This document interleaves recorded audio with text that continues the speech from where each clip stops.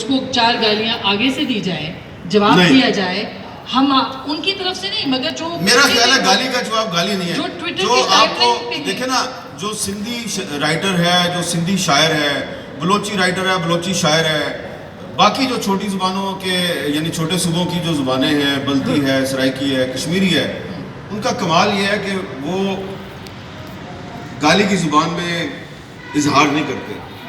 وہ کرتے ہیں، احتجاج کرتے ہیں، مزاحمت کرتے ہیں، لیکن گالی نہیں دیتے. جرأت اور بہادری میں اور گالی میں بڑا فرق ہے. آپ سچ بولیں تو سچ میں دلیل ہونی چاہیے، اس میں گالی نہیں ہونی چاہیے. جو گالی دیتا ہے اس کا مطلب ہے کہ اس کے پاس کوئی لاجک نہیں ہے. تو میرا یہ خیال ہے. بالکل. تو ادب میں سے بھی دلیل ختم ہوتی چلی جا رہی ہے. نہیں، میں اسی وجہ سے شاید جو گالی دینے والے ہیں ان کو حوصلہ ملے. یہاں پہ کچھ ہمارے بزرگ ادیب بیٹھے ہیں، جب انہوں نے سچ بولا تو ان کی کردار کشی کی گئی.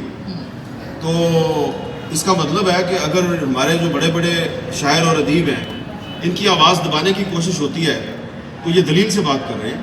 لیکن شکوہ یہ ہے کہ اس وقت پاکستان میں جس جبر و استبداد کا آپ ذکر کر رہی ہیں، اس کے خلاف جو آواز بلوچی زبان میں، سندھی زبان میں، پشتو زبان میں جو آواز اٹھائی جا رہی ہے وہ اردو میں ہمیں کم کم نظر آتی ہے.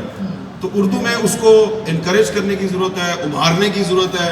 اور اگر کوئی عطاء اللہ قاسمی یا امجد اسلام امجد کوئی ایسی غزل یا نظم کہہ دیتا ہے تو پھر مجھے جرأت کرنی چاہیے کہ میں اس کو اپنے کالم میں چھاپ دوں یا اپنے پروگرام میں بلا کے ان سے اظہار کروں کہ پلیز یہ جو آپ نے بہت جرأت اور بہادری پر مبنی نظم یا غزل کہہ دی ہے یہ یہاں پہ بھی سنا دیں.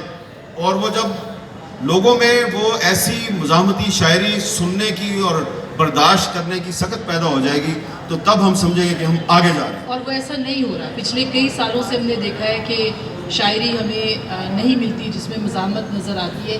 ایک افتخار عارف صاحب کی نظم ہے تماشا کب ختم ہوگا، وہی بار بار ہم سنا دیتے ہیں آج کل، کیونکہ میرا خیال ہے جدید دور کی ایک آخری مزاحمتی غزل ہے جو افتخار عارف صاحب نے کہی ہے.